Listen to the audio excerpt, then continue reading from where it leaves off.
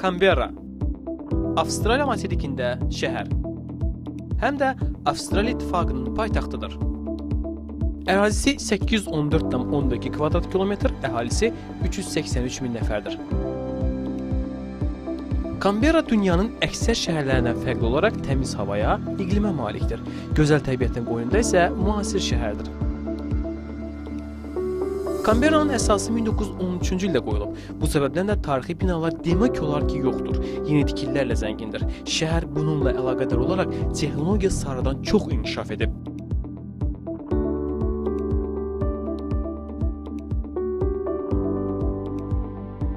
Bura yeni şəhər ona görə deyirik ki, Canberra'da yerli əhali aborigenlər olub.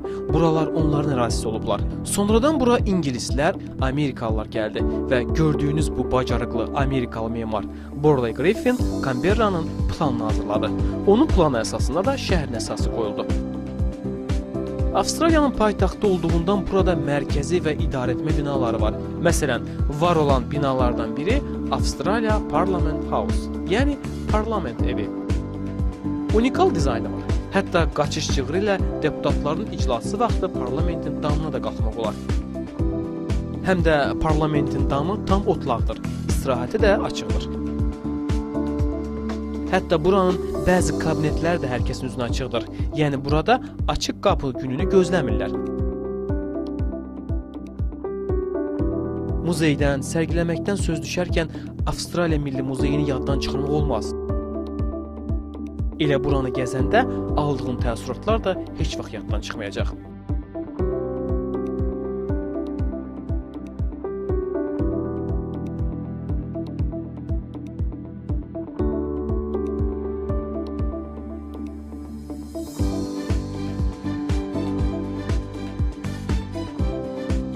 Avstraliya müstəqillik aktının qəbul olunduğu bina.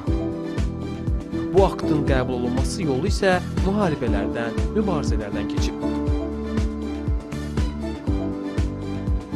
Tarixə səyahəti müasir texnologiyalarla etmək. Bu seyrin isə ifadə olunması üçün sözlər azlıq təşkil edir.